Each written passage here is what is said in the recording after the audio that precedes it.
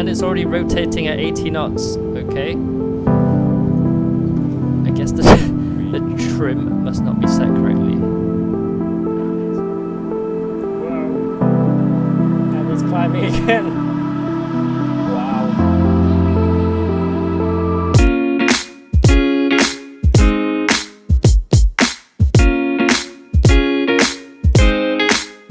Hello YouTube and welcome to my channel Flyboy T777, and today I'll be doing a quick review of the latest Microsoft Flight Simulator 2020.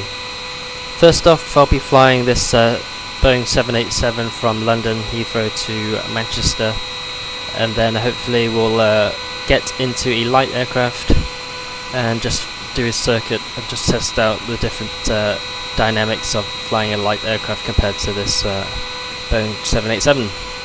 Hopefully I don't embarrass myself. If there's any 787 pilots watching, please forgive me if I do something wrong. So here we are inside the cockpit of the 787, and we are on runway 27 right in London Heathrow. Just a quick look. I've never been inside the 787 cockpit, but I assume this is very similar. You can pan around using your mouse here. Using the right click. Some of the level of detail is pretty good, and they have this head-ups display, which I think doesn't quite look like the real one, but we'll see. Interesting. Okay, I'm just gonna make up some figures here.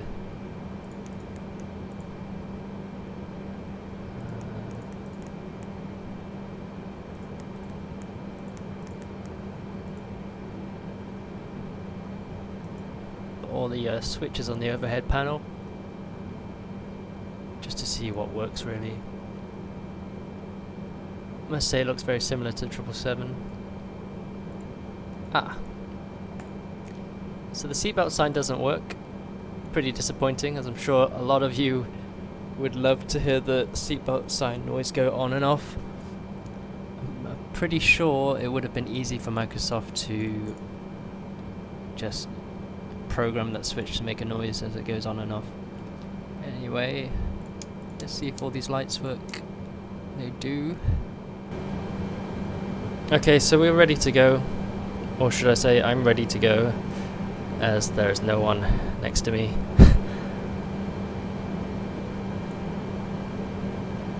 So stabilize the thrust, and then the toga switch.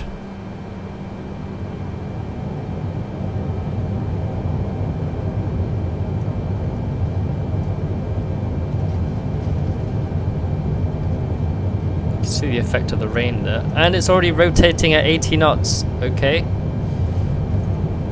I guess the trim must not be set correctly, and this thing is interesting.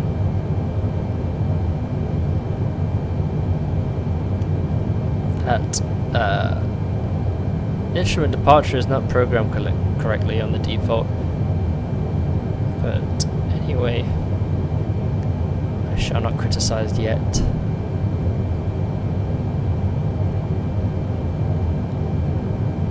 Flight directors are telling me to pretty much aim at the ground here.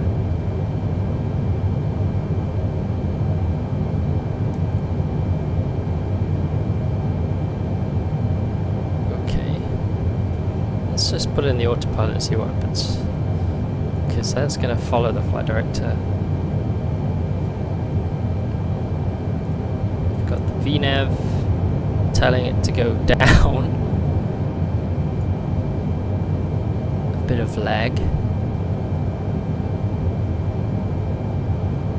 It's very interesting.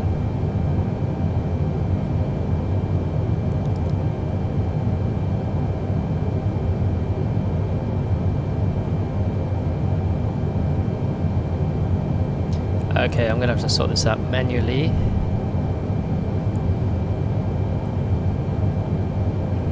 Would help if I bring the landing gear up. And still the aircraft does not want to climb.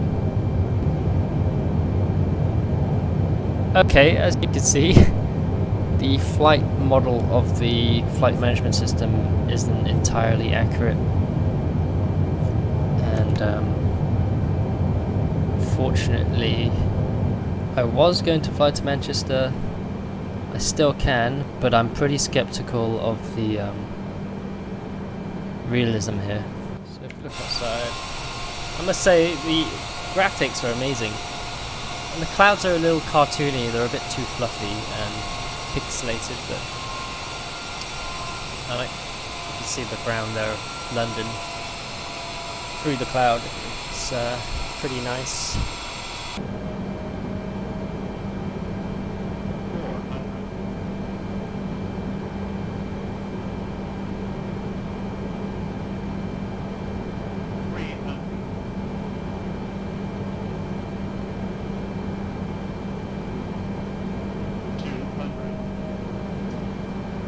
Getting a little high.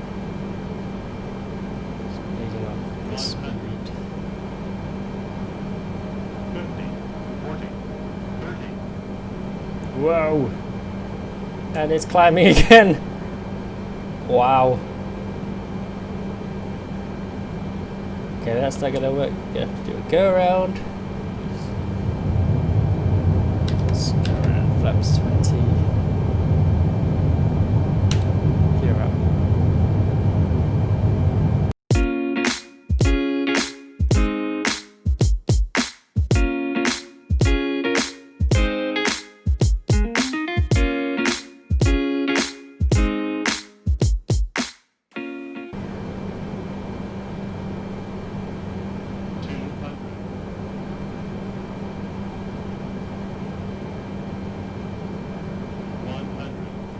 Oh dear. 50, 40, 30. And it's climbing again. This is crazy. Alright, I'm just gonna land. 20, Don't try this at home, kids. 10. Just land. Okay, there we go, touchdown. Reverse thrust out. Plenty of runway. 60 knots, cancel to idle reverse. I believe manual braking. Nope, the auto brake is still on. So there we have a very unprofessional flight there in the Boeing 787. We took off from 27 right, I believe, hoping to fly to Manchester, and we had an issue with basically the flight management system, which controls the autopilot, or gives the autopilot directions of what to do depending on what you use to select on the remote control panel here. Trying to keep it simple. Yes, the aircraft looks nice, and yes, the cockpit does look pretty accurate, but actually many of the features inside aren't modelled correctly, and I can't wait for someone to develop a better aircraft, because there are plenty of add-on aircraft for the older versions of Flight Simulator, which are incredibly accurate.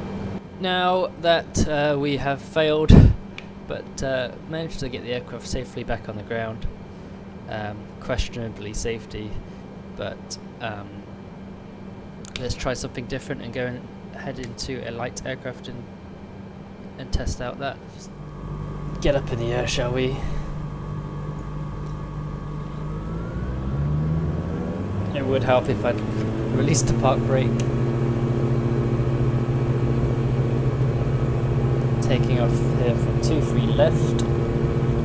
For some reason you can see some trucks there at the just up to my 1 o'clock position.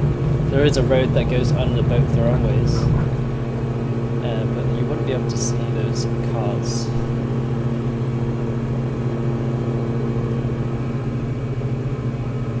Standard scenery is pretty good. And it seems like today there is better weather than down in London. Wow. There's so many trees, I don't think my computer can really handle it.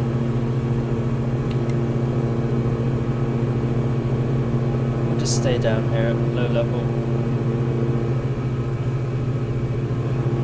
There is a huge river down there. I actually used to walk in those woods to go watch the planes take off and land at Manchester.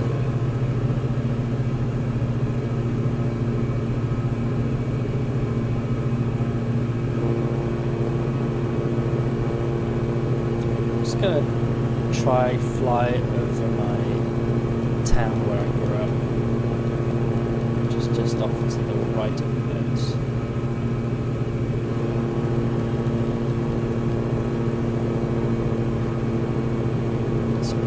Back slightly.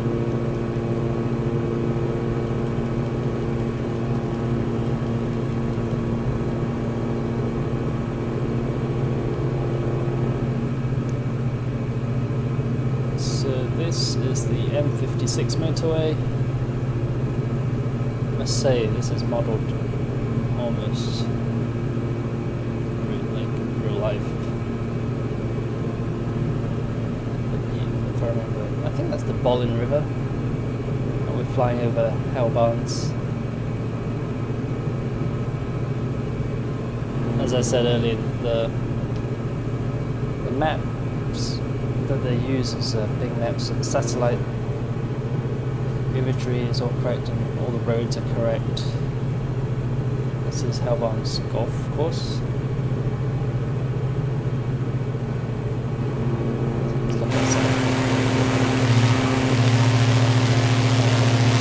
Right over the wing is Terminal 2 at Manchester Airport. And then to the 6 motorway.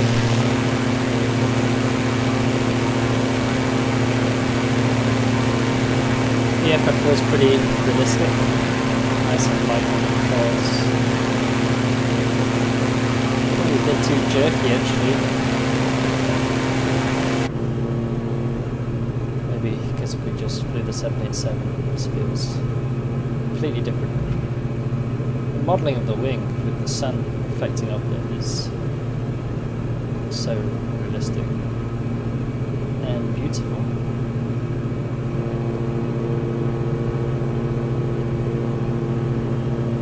And off to the nose is the Pennines, which run down the middle of the north of England. And on the other side of those Pennines is Yorkshire.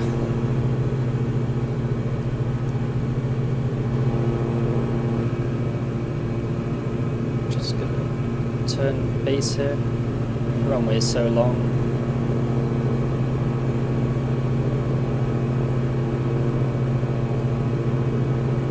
Just take one stage of flap.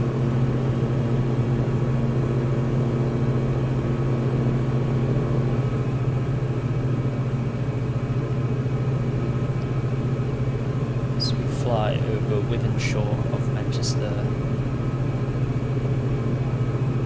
Probably wouldn't be able to do a circuit in Manchester these days. And then that's the beauty of Flight Simulator.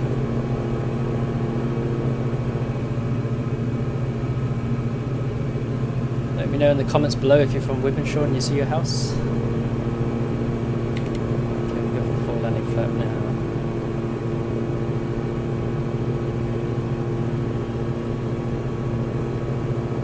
This standard scenery is amazing.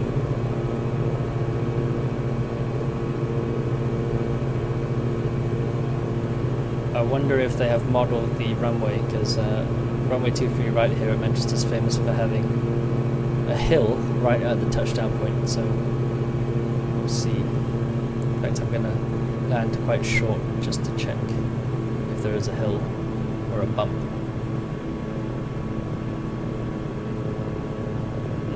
So far it looks pretty flat, so they haven't been able to properly model that.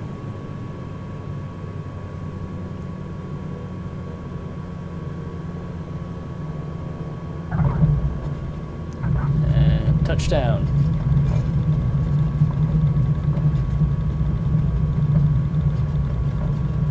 There we have it. Just a quick, simple circuit around Manchester. Let's say it's pretty fun flying in this light aircraft on Microsoft Flight Simulator 2020. Much more enjoyable than the experience we had in the 787. I think in general the flight simulator, with its amazing scenery, you could really utilize flying at visual flight rules, so VFR flying using the light aircraft that are on the database. Over time, there will be developers creating aircraft which are like pretty much more detailed than the default 787, 747, and the A320. So until those are released, I think I'll be using Microsoft Flight Simulator to fly general aviation. So that's all from me for my very quick review of Microsoft Flight Simulator 2020. Hope you enjoyed it. Let me know in the comments below if you saw your house during that flight, and also don't forget to like and subscribe. Thanks very much. See you next time.